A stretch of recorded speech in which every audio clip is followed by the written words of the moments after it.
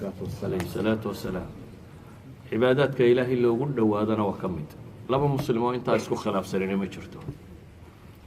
ولما توحيد هذا محل النزاع عين لقرطابها بون هذا دركت مسألة اسكو خلاف سي هي وحل اسكو خلاف سي اكزاكتلي محويين لا قرطابها في عن النبي صلي جيسو وعباده qofkii badsan kara kasta muslime ha badsado saxaabi baa uu yimo wuxuu yiri ilaahay rasuulkiisa markaan ducaysanayo ducadayda gaarka ah rubuc wax ku dhadhoobaan adiga ka dhiga haddaad doonto ka badso buu yiri wuu soo waday nus baan ka dhiga haddaad doonto ka badso wuu soo waday markii dambe yiri haddaad ducada oo dhan ba adiga salligaagaan ka dhigi haddaad ka wada dhigtay buu nabigu yiri hammigaaga ilaahay kaaga filaanaya idan salliga nabigu calayhi salaatu wasalaam iyo badsiga la badsadaa waa min addiin hamiga alla kaaga warwar adduun oo dhan baa kaa ba'aya haddii problem kasta ku qabsado intaad halkaa fadhiisato nebiga salligiisa aad badsato uu kaa tegaya soo qolada psychologigu ma yidhahdaan waxaan sameeya kan sameeya halkaa haddaad fadhiisato ama tasbiixsato ama salli nebi qaado waa kaa tegaya idan salliga nebigu calayhi salaatu wasalaam waa diintuu ka mid yahay kalgacalka nebi maxamed la jeclaadana waa min addiin bale wuxuu gaarsiisay in lagu amray aabbaha iyo hooyada iyo intaad dhashayba inaad isaga ka horumariso ka jeceshahay inaad nebiga jeclaato macnaheedu waxa weeyaan warkiisu inuu kaala weynaado cid kastoo kale marka alla laga yimaado warkii isaga inaad warkiisa ka horumariso kamaalu liimaan ama iimaanka dhammaystirankiisuna wuxuu ku xidhan yahay sida inuu nebiga u jecelay calayhi salaatu wasalaam jacaylkiisana waxyaabaha tilmaamo waxaa ka mid ah قل إن كنتم تحبون الله فاتبعوني يحببكم الله إن نسجر راعنه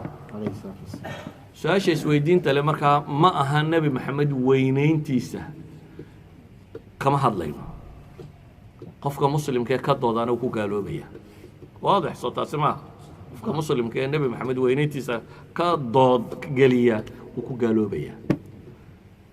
وهم حي مركا علادو حاجة كجرتا علادو وحي كجرتا maalintaa in la xusaamo tahay qaab loo weynaynayo waa isku wada fursanna inaynu weynayno laakiin qaababkii layna faray inaynu nebiga u weynayno maalintaa in la xusaamo ku jirtaa nebigu inooma sheegin isaguna ma xusin saxaabadii la joogtayna ma xusin taabiciintii ka dambaysana ma xusin madaahibta afarta ah culammadaynu ku naqaanayna may xusin haddaa xagee ka timi waa dambay muslimiinta badh ay la yimaadeen taarikhyahanada badh إمام المغريزي في كتابه سوق تقرينيو waxay soo bilaabantay bay ku tilmaamaan dawlad Faatimiyya markii ay joogtay Masar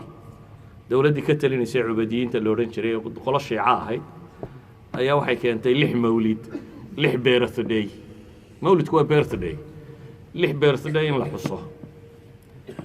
nabiga alayhi salaatu wasalaam Ali ibn Abi Talib Faatima Xasan iyo Xuseen iyo boqorka shantaa inuu noqdo waxa la xusaya lixdaa inuu noqdo waxa la xusaya dawladdii shiicada ahayd baa la riday markii la riday nimankii meesha qabsaday waxay dhahay war shanta shiicadana inaga tuuro nebigana iska xusno shantiina way ka tageen kana way xuseen culamada waqtigaa wixii ka dambeysay waxay isweydiiyaan war mas'aladani ma ka mid tahay wixii diintu inoo sheegaysa mise kama mid aha culamada badh waxay yidhahdeen war dhibi kuma jirta haddii nebiga la xuso waa kaasi culamo badanina waxay leeyihin war ruuxani ma soo garan laakiin anigu hal kalaan kuu sheegayaa waxaasoo dhan ka baxsan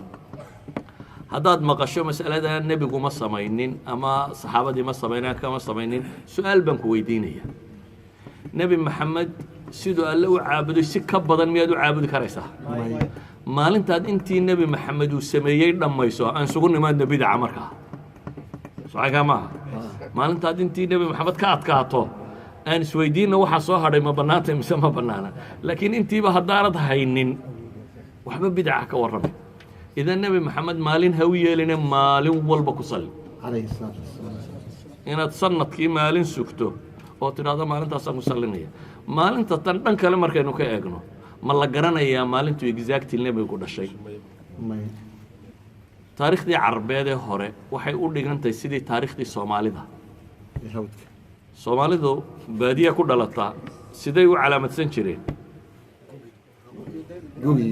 laba wax bay calaamadsan jireen toddobaadka maalinta ka dhashaan way calaamadsan jireen waxaad maqlaysaa hebel isniin buu dhashay khamiis buu dhashay jimcu dhashay axad buu dhashay taa Soomaalidu ma laha way calaamadsan jireen waxay kaloo calaamadsan jireen gugii ama dayrtii la dhashay wixii jiray gugii reer hebel lagu duulay gugii hebel dhintay gugii dayrta badnaa gugii cayn ayaa la calaamadsan jiray carabtii jaahiliyaduna saasay ahayd nebi maxamed markuu dhashay calayhi salaatu wasalaam wuxuu inoo sheegay maalintuu dhashay iyada wuu sheegay isniin baan dhashay buu yidhi isniintana wuu soomi jiray isniinta iyo khamiisahana wuu soomi jiray markaa wuu sheegay inuu isniin dhashay sanadkuu dhashiyo bishuu dhashay cidima garanaysaa sanadkii waxaa la yidhi sanadkii maroodigu maka ku soo duulay buu ku beegnaa marka waa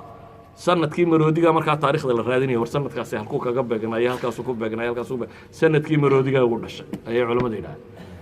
bisha ma la garanayaa waxay yidhahdaan waxaa loo filaya inay tahay bisha rabiicul awal ahay maalintana isniinta rabiicul awal qolo waxay yidhahdeen 12 ahayd taariikhyahanada hadda jooga waxay leeyihin markaa dib loo baadho 12 isniinba maaha nebiguna wuxuu yidhi isniin baa dhashay soo maaha haddaad dib u raacdo bay leeyihiin 12 isniin ma haysee la yeelaya axad alxufaad wuxuu leeyahy war 9 ahayd culamo kale waxaa qabtaa 8 marka maalintan 12 waa ashharu laqwaal waa warka ugu caansan ee taariikhyahanadu ay qoraan laakiin exactly inay ahayd maalintaasi xataa maalin laysku waafaqsanyay maaha soo duuduub hadday tay nebiga weynayntiisa maalin walba weyne 12 rabiicul awal ha sugine sanadkoo dhan weyne maalin kasta ku salli maalin kasta waxaad u samayn karta nebi maxamed calayhi salaatu wasalaam u samee hadday tahay maalintaasi miyay diinta ku soo aroortay waxaa dilla ammaan arag anugu wallahu aclam